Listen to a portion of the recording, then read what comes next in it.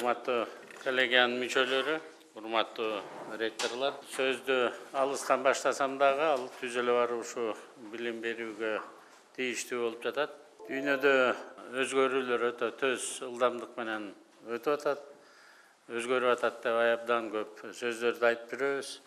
Бирок бул кантип өзгөрүп атат, жана кайда баратат деген суроолорго дагы сиздер менен чогуу биз жооп беришибиз керек.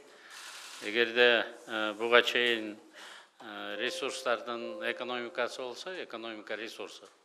Мына эң башында бизде кимдин жаалары көп болсо, жерлери көп болсо, адамзат балдары көп болсо, кишилер көп болсо, ошолор үстөмдүк кылып, жерлери көп кылып, мына ошолор башында мына астында туруп атат. Сиздерге атайын слайд кылып дагы жазап койдум элем. Андан кийин бизге Эра Логистика келди. Билесиздер, Вест-Индийская компания, кимде морской флот болсо, кимде техника болсо, ошолор күчтөмдүк кылып, алар астыга жыла баштаган. В основном ушу соода саттыкты ким тезирээк, ылдамыраак жеткизип жүргөн заманды дагы сиздер менен көрдүк.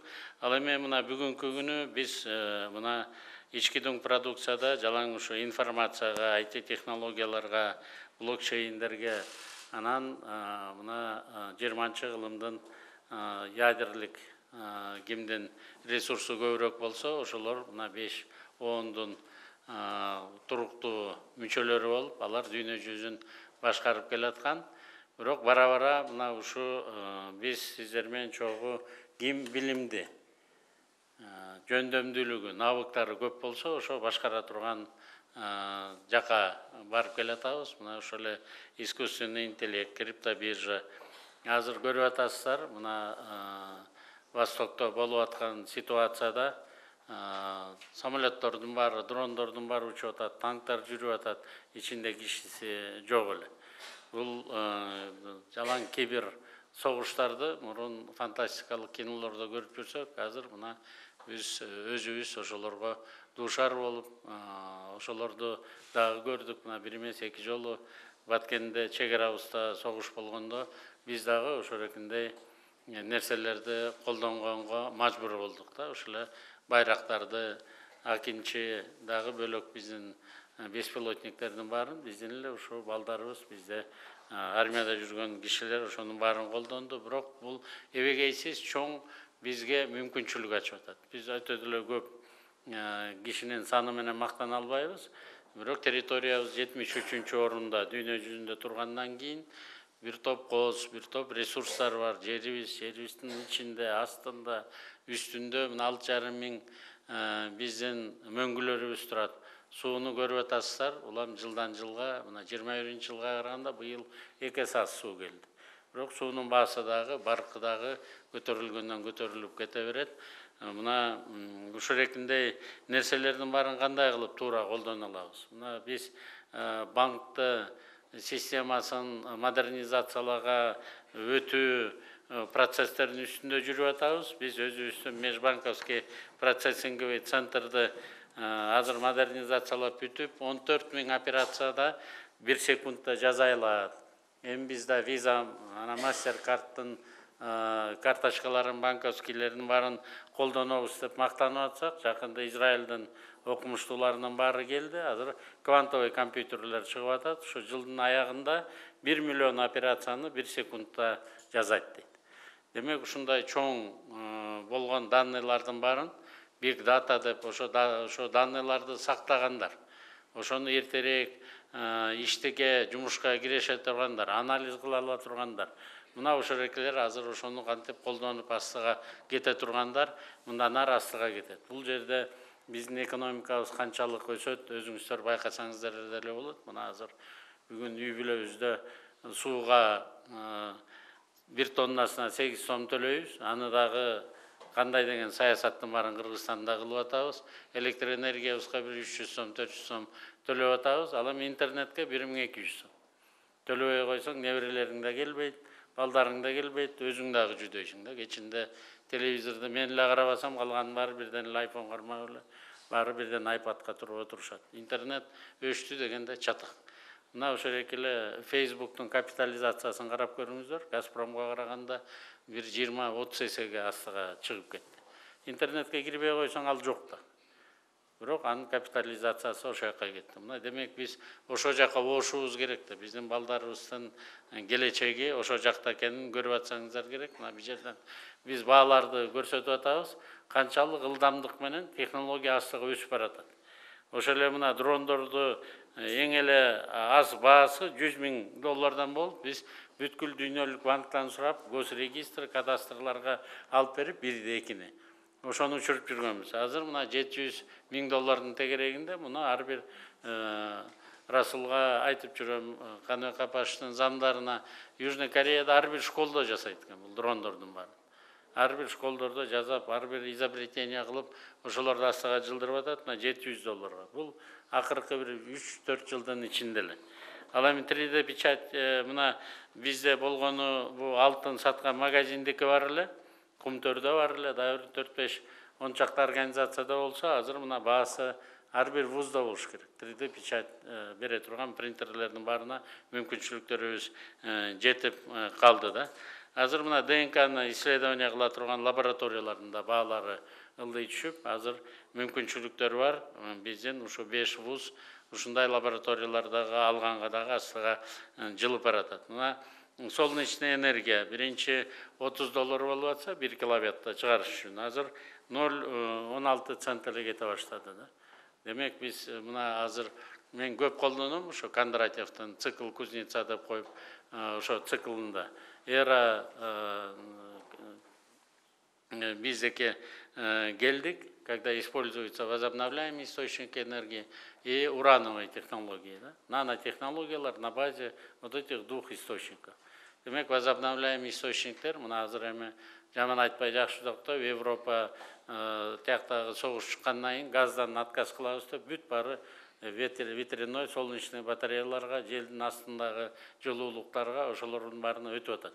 2030-жылы биз газдан толук болбосо дагы бир 80-90%га баш тартабыз деп технологиянын баары абдан астыга өсүп өнүп кетип баратат. Ушул технологиялардын баарындагы колдоно турган бизге биздин жарандарыбыз керек, өзгөчө биздин балдарыбыз. Анан мына бүгүнкү күнү биздин мурунку товарларыбыздын баарын жөнөтө турган жолдорубуз дагы өзгөрүп атат. Өзүңүздөр көрүп атасыздар. Азыр Атлантический региондон Азиатско-Тихоокеанский регионго бүт баары жылышып аткандан кийин, мурун биз мына Кронштадтка эле болгон коюбуздун баарын союп алып Ленинградка жиберип турчубуз. Азыр карта мындайынан биз бурап атабыз. Мына бизде экономика менен, изилдөө институттары менен чогуу отуруп алып, бурап мурун Казакстан, Россиянан Европага кете турган болсок, азыр наоборот биз мына Ош, Иркиштам, андан ары Кытай, ошол жака кете турган болушубуз керек да. Бандарабас, Узбекистан, азыр мына Кытай, Кыргызстан, Узбекистан темир жол, андан кийин Туркмения, Каспий, Бандарабас, анан Азия, Южный Азияга чыгып кетебиз. Южный Азияда бир 2 миллиардка жакын киши бар, жаныбызда мына Кытайда 1,5 миллиард киши бар. Ошонун ортосундагы биз татынакай, жакшынакай бир хаб болчудайбыз да. Биз сунуштап атабыз, мына Жалал Абадта экинчи экономикалык жүрөгүбүз пайда болуш керек. Азыр баары тең эле Бишкекте, анткени ал жерден альтернативалык азыр темир жол өтөт. ТВолордун баары бүттү. Азыр финансовый модельге окончательно кол кое турган болсок, Казарманга чейин кытайлыктар өзү курат, Казармандан биз Жалал Абадка чейин өзүбүз курушубуз керек. Азыр ошонун акыркы акчаларын таап иштеп атабыз. Бул жерде дагы 5 миллиардтан 6 миллиардка чейин акча болот. Ошондуктан дүйнө жүзүндө бүт өзгөрүп аткандан кийин, технологиялар өзгөрүп аткандан кийин, биздин соода саттык партнерлорубуз өзгөрүп аткандан кийин, биз балдарыбызды эмнеге окутушубуз керек. Мына ошого сиздер жооп беришиңиздер керек. Мына жакында эле тигүүчүлөр жетишпейт деп атайын ролик чыгарып алып, алар дагы бизге берип атат. Бүгүн рабочийлер мына администрация президенттен куруп атабыз, айла жок бөлөк жактан кишилерди алып келип атабыз. Сиздер бүгүнкү күнү ушуга кичине көңүл бурбасаңыздар болбойт да. Мына бүгүнкү күнү Өзбекстанда кластерлик принцип менен аягына чейин кетип калышты.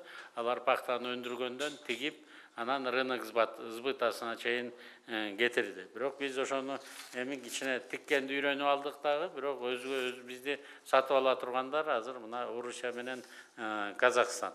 Бул ушул процесстердин баарын ким ыкчамыраак эртерээк үйлөнүп алса, анда мен айтып аткан экономика процессовго биз өтүп кетебиз дагы, ошону астыга жылабыз. Биз заманбап интеграторлорду тарбиялап өстүрүп чыгарышыбыз керек да.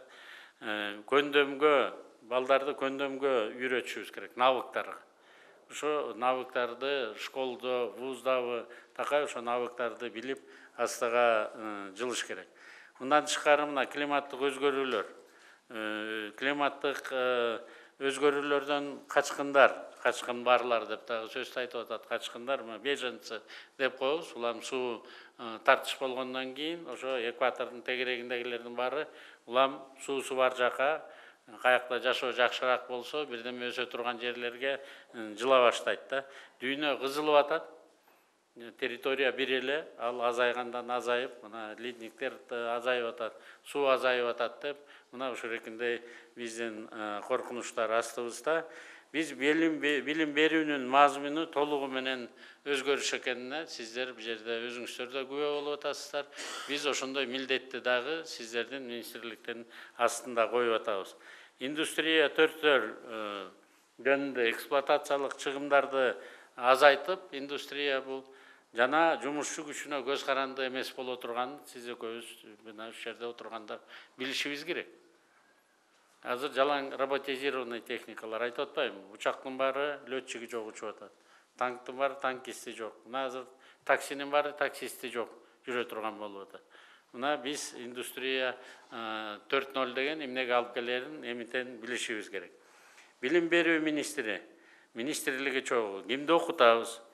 Эмнеге окутабыз жана кантип окутабыз? Ушул 3 суроого так жооп бергендей болушуңуздар керек.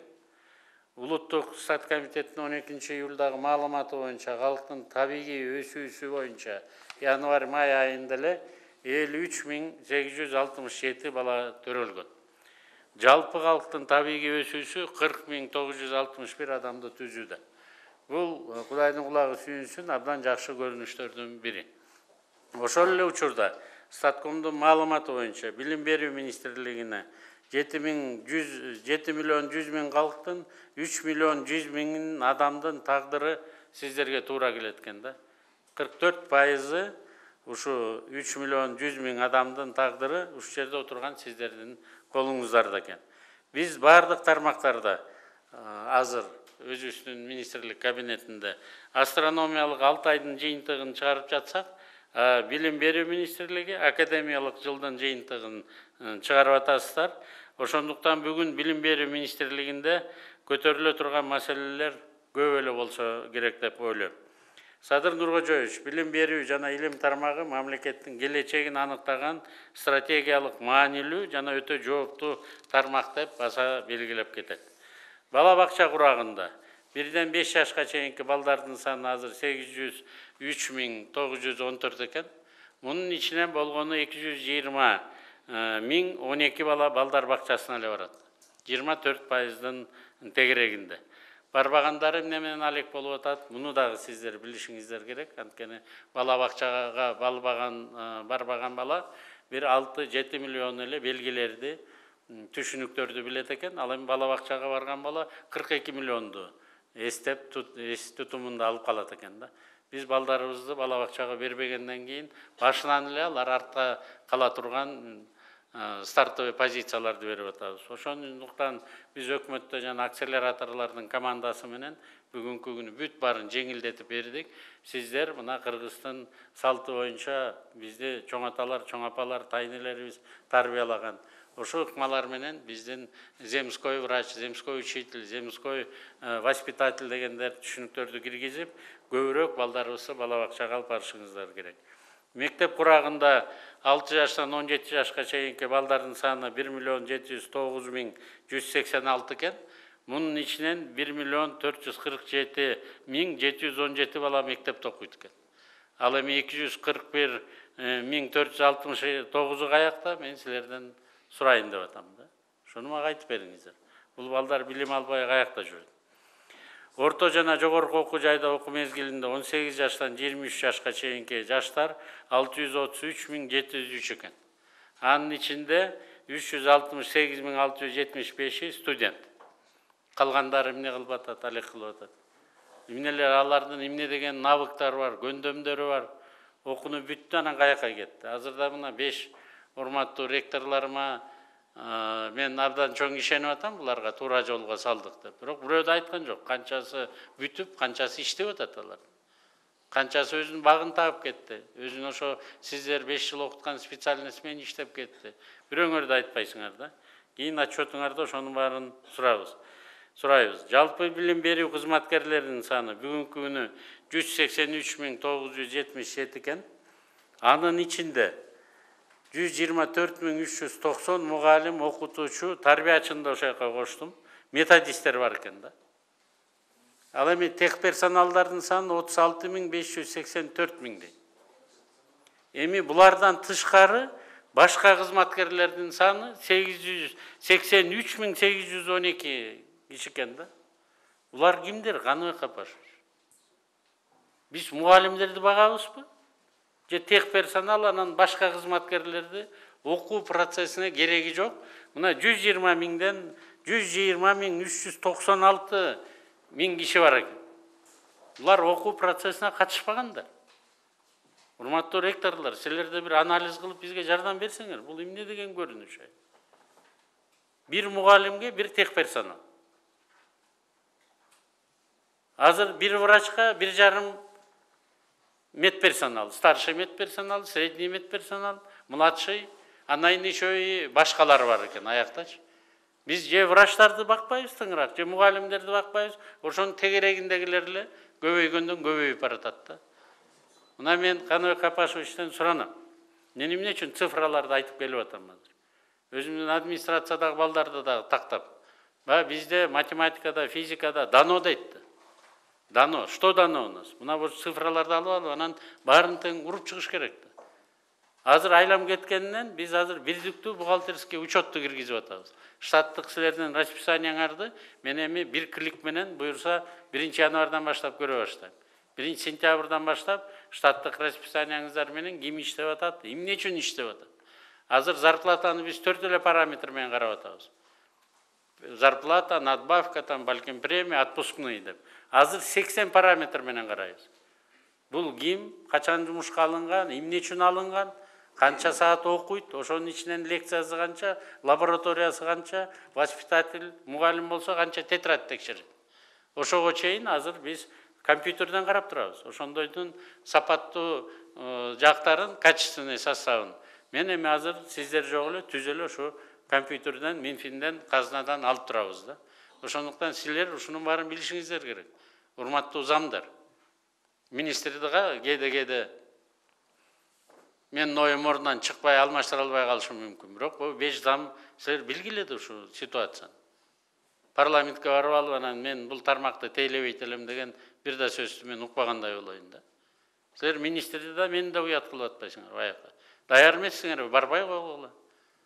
Ал мыйзам керекпи, анда даярданып алып баргыла бардык суроолорго. Ушунун баарын сиздер реттеп, уже бүтүшүңүздөр керек 1 сентябрга, урматтуу Каныбек Капашович. Биз билим берүүнүн маанилүүлүгүн эске алып, бюджеттин жыл сайын көбөйтүп бергенге даярбыз. Ушу менен эле токтоп калбайбыз. 2023 жылы эле 66 миллиард сомго жакын акча берип атабыз. Түздөн-түз министрликке капложение боюнча мына 204 мектепти сразу баштадык курулушун. Анан программа гос инвестиций деп коет. Ага дагы сиздерге уруксат берип атабыз. Мына 5 вузду самостоятельный кылып кое бергенибиз да кошуп. Бүткүл дүйнөлүк банк, Ислам банкы, Азия өнүктүрүү банкы, инфраструктурный банк, бүт жердин баарынан азыр акча алсаңыздар болот. Биз Минфиндин гарантиясын берейли деп атабыз. Мурун жолго, энергетика калчу элек, азыр билим берүү тармагын алып берейли деп атабыз. Бирок сиздер эми интеллектуалды жогору болгондон кийин ушуну аябай эффективдүү колдонушуңуздар керек. Дорожниктер $1 мына көчөнүн президент анекдотун айтып берип атат. 20 центтин 30 центтин жей турган болсо, силер $1 алып, ошонун ордуна $2, $5 жумуш жасай турган кишилерсиңер да. Азыр ошондой ресурстарга мүмкүнчүлүктөрүңүздөр бар ачылып атат, ошону аябай катуу колдонушуңуздар керек. Биз 22-жылы эле 23-24 миллиард 22-жылга салыштырмалуу быйыл көбөйтүп бердик да. Мугалимдердин айлыктары боюнча мына биринчиден ошол жака кетти. Айлыктары туруктуу болуп калды. Сиздердин коллектив мындай түшүнүктүү зарплата коюп бердиңиздер мугалимдерге. Мурун башаламан болчу. Каяка барбасаң эле отчет, каяка барбасаң эле зарплатасы кантип алып атканын директор школу, завуч эле билбесе, калган эч кимиси билбейт да. Азыр баары жөнөкөй түшүнүктүү болуп калды. Ошон зарплата көтөрүлгөндөн дагы түшүнүктүү болуп, жанагындай отчеттун баарын жойгонуңуздардан кийин ачык айкын болуп калды. Ошондуктан мен ойлоп атам, 2021-22 окуу жылдары 2785 мугалим жетишсиз болсо, анда 2022-23 мына быйылкы окуу жылдарына бул 4 эсе кыскарды да. Бирок баарын жабышыңыздар керек. Азыр резерв кадровду дегенде түзүшүңүздөр керек. Мен өткөндө сурангам, мына Россиянын дагы жакшы опыту болду. Илгери царское время земской учитель, земской врач деп койчу. Бүт профессура, бүт баары тең айылга барып, инженерлер, ошолордун баары химиктер, баары тең барып, балдарга сабак бере турган болсо, аларга квартираларын төлөп берип атат, подъемныйын берип атат. Ошентип ал элдин окууга болгон муктаждыктарын, мугалимдердин баарын бүтүрүп берди. Эми мугалимдердин статусун жогорулатуу абдан маанилүү бойдон жыл сайын кала берет. Мектеп жетекчилери сынактын негизинде дайындалып бүттү. 1 сентябрдан баштап зарплаталарын дагы көтөрөбүз. Буга дагы 136 миллион сомун таап коюп койдук. Былтыр бул процесс башталган, ушунун аягына чыкканын айтыңыздар. Айрым жерлерде билими аябай күчтүү, бирок менеджерлик сапаттары жок, конфликттер болуп атыптыр. Ошонун баарын анализ кылып, карап чыгып, мындан кийинкилерде ушул ыкмаларды дагы бир карап чыгышыңыздар керек го деп ойлоп атам да. Анан 1-2 жолу айттым Каныбек Апашевичке дагы. Скандинавияда кыйын тың директор школго жанындагы 2 школ, 3 школду кошуп бере берет экен. Бизге вице-спикер келген Данияныкы, парламенттин. Мен 4 школдо директор школу болчу мындай. Мына ошол экинтип биздин мына шаардын ичиндеги аябай престижный школго новостройкадагы школду кошуп, анан ошо директор школу ошону тартып кетсин да, раз ал андай жакшы менеджер болгондон кийин. 2 жердин зарплатасын алсын. Мына ушул жактарыңыздарды сиздерден суранабыз, карап көрүңүздөр. Эми эң чоң суроолордун бири, жана талаптардын бири, бул канчалык деңгээлде билим берүүнүн сапатын жогорулатууга таасирин тийгизген экенин эми сиздер министрлик жетекчилер мага далилдеп беришиңиздер керек. Же жөндөн жөн эле биз көтөрүп атабызбы? Ошо мугалимдердин деңгээли көтөрүлмөйүнчө балдардын деңгээли көтөрүлбөйт. Мына Эдил Жолдубаевич эртең менен келип көчөдөн бери айтып атат. Сиз лоптопту балдарга алып берем деп атасыз, биринчи мугалимдерге алып берели деп. Мен ойлоп атам, туура го деп атам. Ошо мугалимдерге экосистемасын түзүп берсек, бир мугалимге түзүп берсек, ал канча балага өзүнүн билимин тарата алат. Ал жактан дагы биз сиздер менен чогуу карашыбыздар керек. Бирок, урматтуу коллегалар, сиздер резерв түзүшүңүздөр керек. Азыр ар бир мугалим өзүнүн берген сабагынан экзамен берсин. Мен талап кылам да. Аркы окуу жылдын ичинде ата-энелердин комиссиясы менен министрлик, депутат баарын кошкула, бирок өзгөчө ата-энелер. 6 класстын физикасынын сабагын берип атабы, ошо физикадан экзамен берсин. Жылдын аягында балдар экзамен берип атабы, ошонун экзаменин берсин. Мугалим өзү отуруп алып берсин. Биз акыркы 30 жылда Кудайдан жөө качкандын баарын мугалим кылып алдык да. Жалаң 110го балы жетпей калган балдардын баары эптеп-септеп өтүп, эптеп-септеп мугалим болуп жүрөт да. Биз мындайга жол бере албайбыз. Бүт баарын текшерип чыгыңыздар. Мына химия, биз фундаментальный наукалардын баарын 30% өйдөрөк кылдык зарплаталардын баарын. Ошолордун билимдерин эми текшерип чыккыла. Жалгыз эле директор менен завучтукун эмес, ошолордун ата-энелерди отургузуп коюп, өздөрү экзамен берсин ошо. 6-7 8 класста берип атча, ошо экзамендердин баарын ошо эле балдарга берип аткан контрольныйларын бергиле.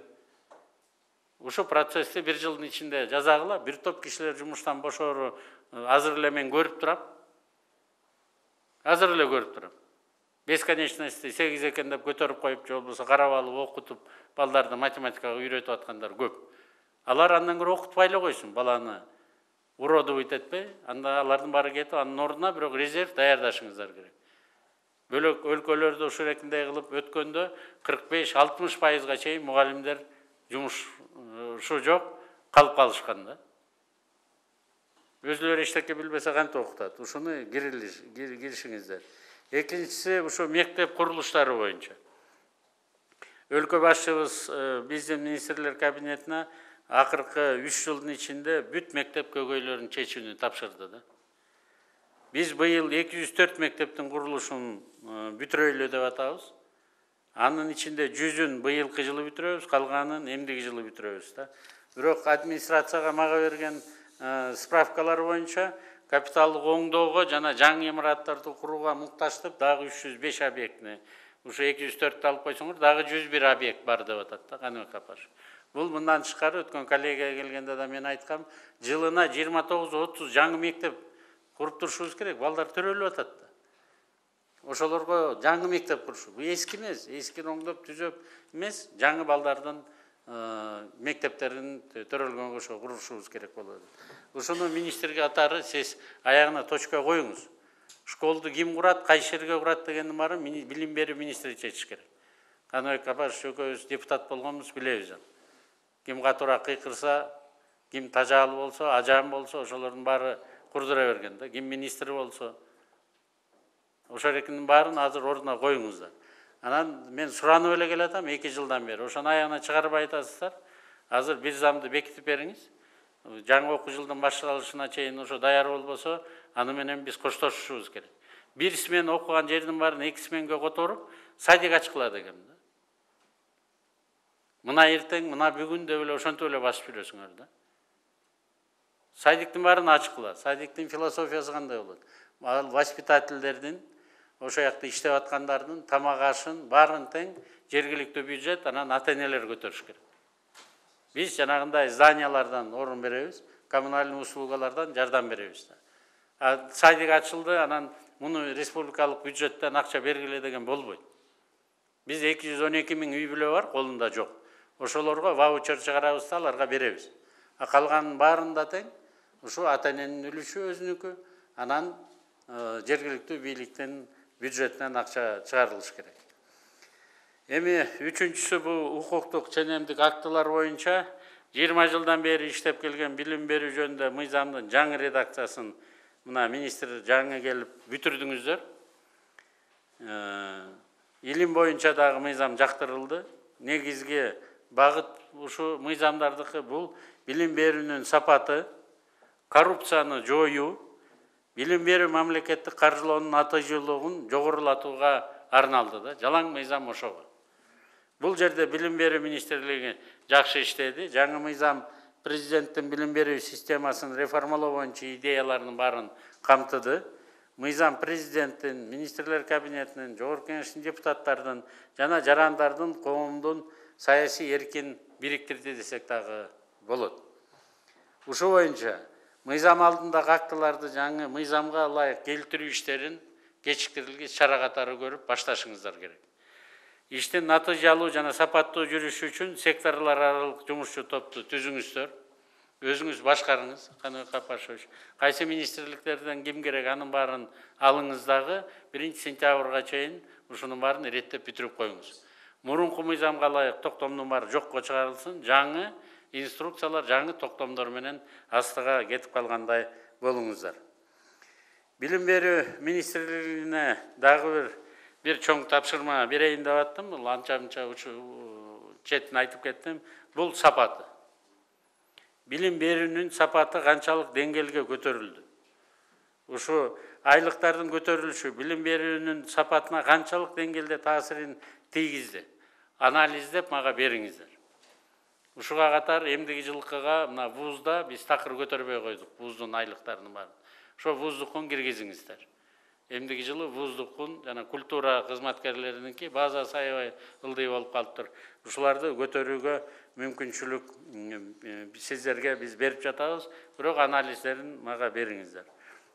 Мага мына келди материалдары боюнча ОУРТ жалпы республикалык тестирлөө боюнча жыйынтыктарын жакшылап аябай талдап чыккыла.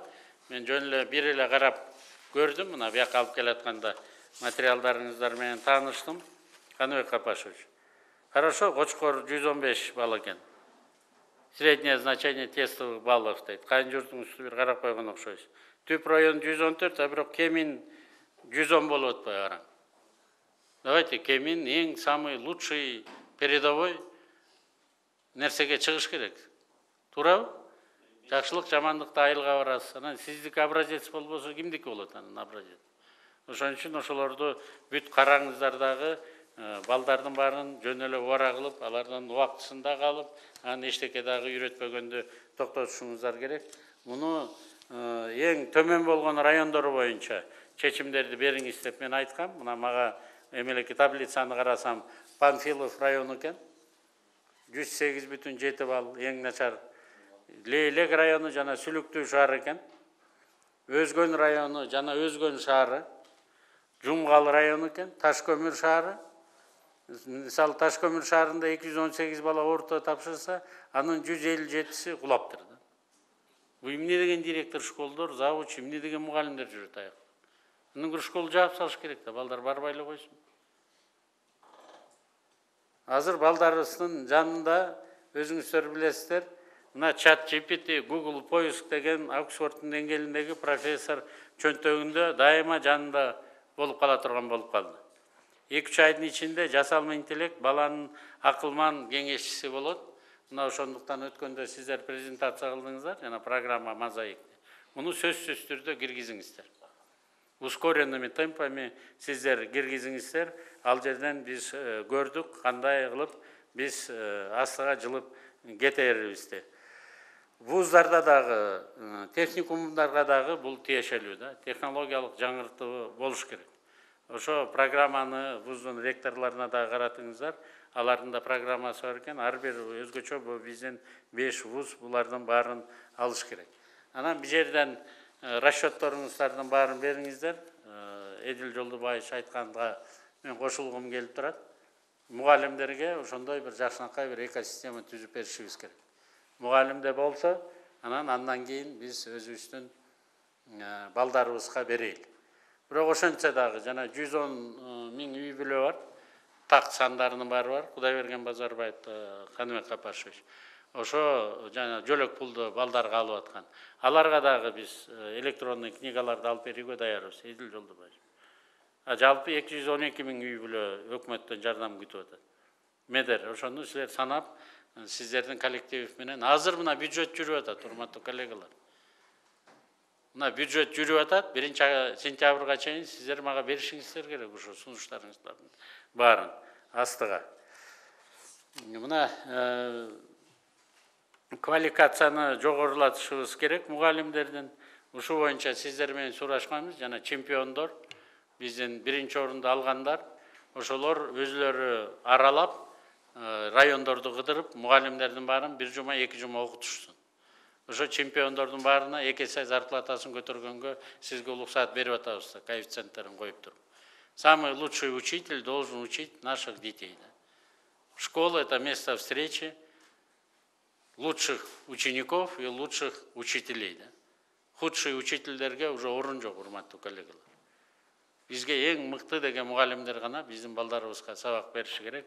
Ушуну караңыздар. Муну катуу колго албасаңыз болбойт да.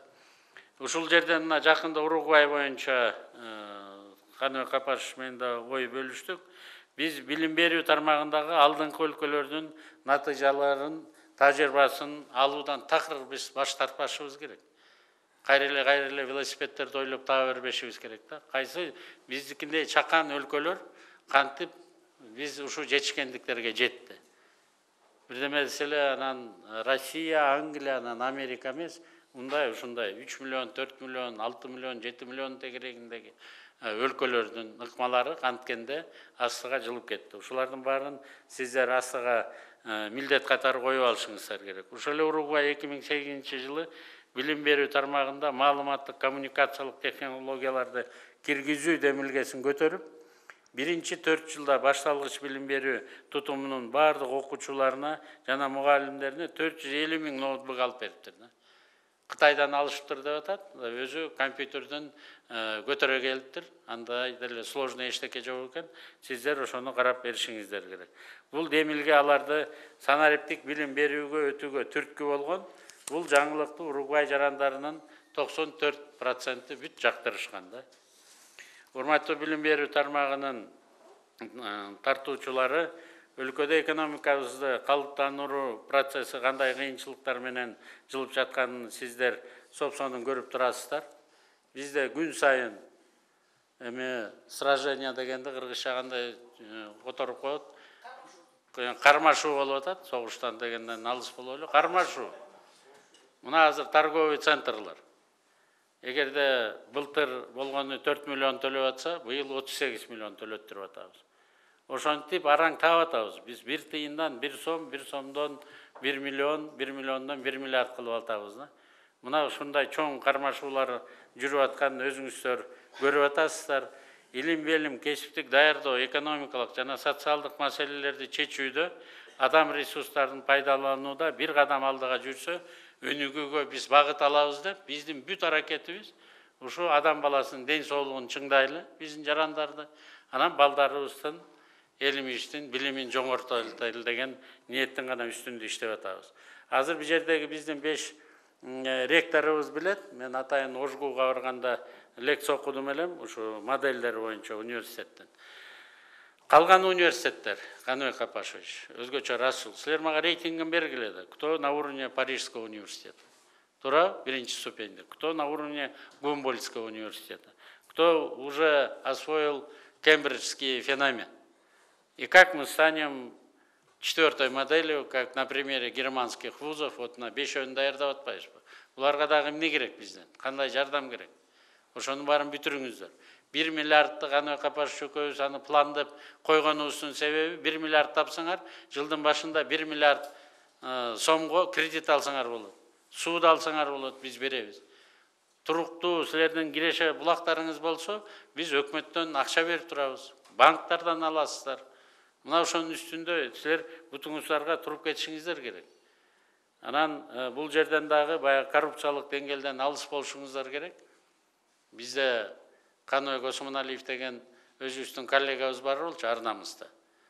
Кат жазып ректорго, Славянский университетинин ректоруна беле, ошо рекеге жазып койгон үчүн кийин кылмыш ишин козготуп, канча бир жылдар бою суралып жүрдү окшойт. Ошондон алыс болуңуздар. Бардык жерде акыйкаттуулук, адамгерчилик болуш керек. Анан чоңдор айтып койсо, ал балдар өтүп, калгандары өтпөй, андай болбош керек. Баарына бирдей мамиле жасаңыздарды мен суранып кетет элем. Биз азыр биз сиздер менен чогуу келечекке керектүү көндүмдөр өтө чоң талаштарды жаратып атканын көрүп атабыз. Демек, аны менен кошо жогорку билим берүүнүн структуралык трансформациясы дагы сөзсүз түрдө талкууланыш керек да. Мына ошондуктан тапшырма катары университет 4.0 модели эмне, ага жетүү үчүн эмнелердин үстүндө иштегенибиз туура болот. Ар бирибизге өзүнчө программа иштеп, план иштеп чыгып, ошонун баарын астыга коюңуздар. Мына рейтингке киресиңер дедик элек, Скорпиуска кириш керек экен деп, азыр ректорлордун баары ошону уже үйрөнүп алды да. Үзгүлтүксүз билим алуу үчүн санариптик экономикада жумуш орундарды барган сайын мээнин иштөөсүн талап кыла баштады. Ошондуктан өмүр бою билим алуу концепциясы өтө актуалдыкка көтөрүлдү. Муну эстен чыгарбашыңыздар керек. Экинчи, керектөөлөр эволюциясы жана керектөөчү катары студенттин талабын алдыңкы планга чыгышы зарыл. Үчүнчү, жаңы технологиялар жана бизнес модельдер менен иштешибиз керек. Жакынкы 10 жылдыкта билим берүүнүн дүйнөлүк картинасы сөзсүз түрдө олуттуу өзгөрөт. Балким Google, Microsoft же Amazon сыяктуу технология гиганттары жасалма интеллект менен башкарылган Netflix for Education схемасында арзан, икемдүү билим берүүнү сунушташы толук мүмкүн. Анткени бул тарапка дагы абдан көп акчаларды бөлүп, айтишниктер дагы, окумуштуулар дагы иштеп атат. Мына Эдил Жолдубаевич билет, жана чат GPT менен эле биз аябай жакшы колдонуп атабыз. Мунун баарын күтүүгө болот, сиздер ошого даяр болушуңуздар керек. Ошо ыкмалар менен, мен айткан мугалимдер биринчи очередь ошону колдонууга зарылчылыгы чыгып атат. Ал эми борбордук аппаратта, министрликте мунун баарын как отче наш өзүңүздөр уже билип алышыңыздар керек да. Төртүнчү, көндөмдөр ар кандай даражадан бийик модели боло баштады да. Мен айтып бердим элем сиздерге. Мына Америкада биздин эле кыргыз балдар 18 айдын ичинде 10-15 миң доллар төлөйт экенсиң, 94% жумушка орнотот экен. 5 жыл окутпайт экен. 18 ай ошо компьютер менен ошонун тегерегинде ааздардын баарын үйрөтүп отуруп, ал 40-тасың 50-сүңдө карабайт экен. Акчаң барбы? Ошо эле өзүлөрү методологияларын баарын иштеп чыккан. 18 айдан кийин Америкада жумуш таап берип атышат да. А биз мына айтып кеттим, жана 5 ректорубуз айткан жок, алар жумуш таап кеттиби? Ошо билимди алгандан кийин бир навыктары барбы? Мына ушунун үстүндө сиздер бир топ иштешиңиздер керек. Бир мисалды айта кетейин, эми дүйнөлүк илим көтөрүлүп жаткан проблема, көтөрүп жаткан бул университеттерде фундаменталдык илимдердин сапаттуу окутуу. Өнүккөн өлкөлөрдө физика, математика, химия жана биология илимдеринин заманбап деңгээлде окутулуусу биринчи орунга коюлуп келатат. Бул бекеринен эмес, анткени жогорудагы аталган предметтер илимий техникалык прогресстин негизги локомотиви болууда. Тилекке каршы бизде фундаменталдык илимдерди окутуу солгундап кеткенин сиздерге белгилеп кетем. Мен 3 жыл жүрдүм, 2 министрге далилдеп берип жүрдүм. Аягында Сариева зам руководитель администрация болгондо депутат элем да. Эмнеге силер математиканы 6 сааттан 4 саат кыскарттыңар десем, мен кыскарткан жокмун дейт да. Азыр дагы сурап атам да, силер жумасына саатыңардын баарын карап чыккыла. Калган берке коом таануу, анан манасты таануу, анан тигилер булардын баары тең факультатив болуш керек, урматтуу коллега. Биздиге балдарыбызга керек билимдерди бериңиздер. Сиздер айтпасаңыздар, анан биз саясатчылар киргизе беребиз да. Биз каалаган нерсенин баарын тең. Мурунку сааттар көп болсун, ошонун аркылуу анан акча табабыз деп мугалимдер өзүлөрү дагы көбөйтө берген ар кайсы предметтин баарын. Азыр болсо, заманга эмне керек болсо, ошо предметтерди баарын кайра ордуна коюп алып келишиңиздер керек. Мына 5 жогорку окуу жай боюнча кеңири маалыматыңарды уктук. Эми ар бирин биз кыдырып чыгайлы деп атабыз. Мен университетке бара элекмин, улуттук университетке.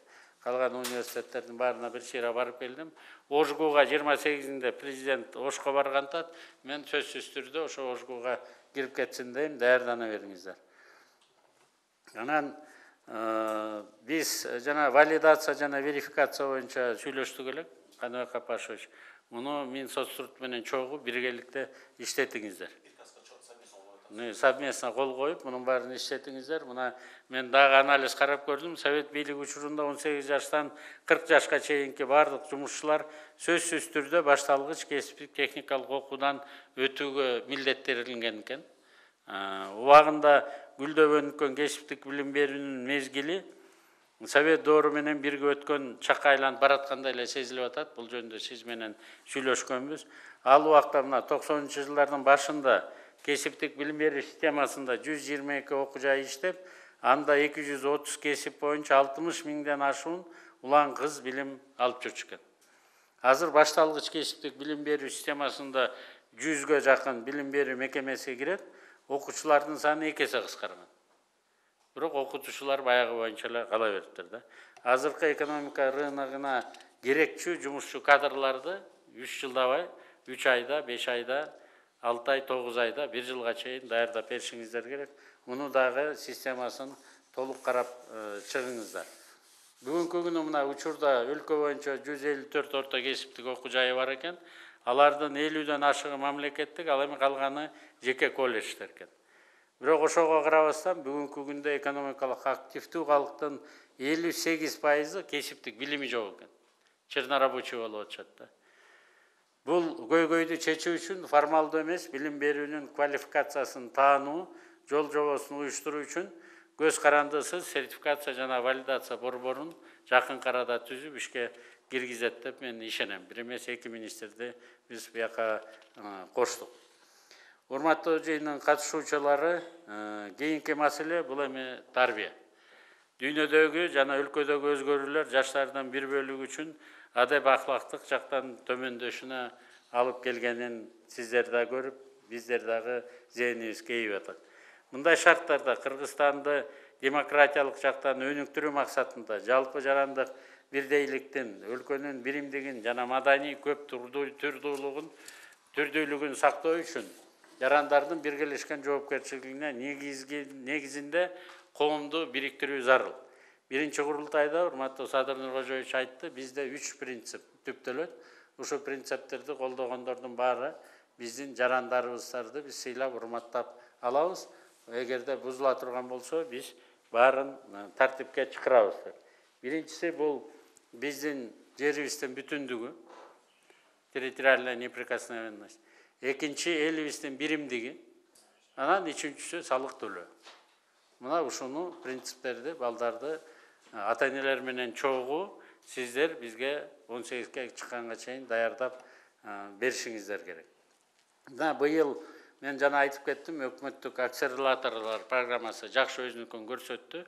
Мындан кийин да билим берүү тармагында биз уже өлкөнүн деңгээлинде жазадык да Каныбек Капашев. Эми сиздер министрликтин ичинде 100 күндөн ашпаш керек проблема. Проблема барбы? 100 күндүн ичинде чечилиш керек. Кантип чечесиздер? Биздин деңгээлде биз менен чечишибиз. Биз чечип берели 100 күндүн ичинде. Калганын сиз өзүңүздөр буякта чечкендей болуңуздар. Бул акселератор программасы Эмиратта аябай жакшы иштептир. Анан жаныбыздагы Өзбекстанда жакшы иштеп кетти.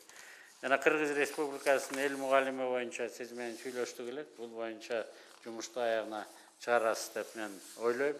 Урматтуу коллегалар,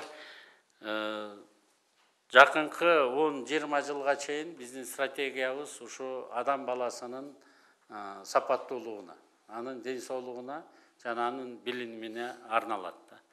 Биз мына 2 жылдан бери 247 миллиард сом менен бюджетти алдык элек. Быйыл 557 миллиард менен бүтүрөбүз деп атабыз. Бул 310 миллиард сом менен биз бүтүрдүк. Бирок ошон дээрлик көбүрөөк чогулттук мурункуларга караганда. Бирок ушунун дээрлик көпчүлүгүн биз социалдык тармакка бергенге аракет кылып атабыз. Мындан дагы көбөйтөбүз финансированиянын баарын. Бирок сиздер ошого жооп беришиңиздер керек. Биздин балдардын билими кескин түрдө деңгээли өйдө көтөрүлүш керек. Биз Кыргызстанда жашап, дүйнө жүзү боюнча иштеш керек. IT технологиялары боюнча Политехникалык институттун ректору бир топ жакшы сунуштарын айтып кетти. Муну андан ары дагы катуу биз өркүндөштүрүшүбүз керек. Индира эжебиз айтып атат, уже на робот Да Винчи уже, оказывается, 20 лет делает операции. А мы до сих пор его даже не купили. Поэтому надо же, чтобы на робота Да Винчи работать, нам уже хирурги должны, вы уже их должны обучать где-то. Инвазивный кылып кичинекей тешип коюп эле баарын жасап койт экен, а биз дагы эле баягыдай баарын кесип салып, эшикке чыгарып алып, адам баласы кийин кантип бутуна турат, кантип эмне кылып кетет, дагы кыйналып эле жүрөбүз. Садыр Нуркожоевич сиздерге ишенет, жаңы жетекчиңиздерди дайындап берди. Мен ойлоп атам, бир нерсени гана сиздерге айтып кетели, бул биз коррупцияны кечире албайбыз. Мурунку Алмаздын тагдырына тийген сыноосу баарыңыздарга сабак болуш керек да. 5 сомбу, 5000 долларбы баары. Сиздер эгерде ошондойго өзүңүздөргө шарт түзүп, мүмкүнчүлүк болуп, ошону баштай турган болсоңуздар, же ошого аралаша турган болсоңуздар, сиздерди көргөн биздин балдарыбыз кийин каяка барат, эмне кылат?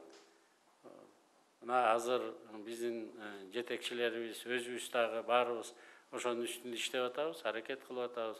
Зарплаталарды дагы көтөрүп, мүмкүнчүлүк болсо мына спецсредстволордун баарына уруксат бердик.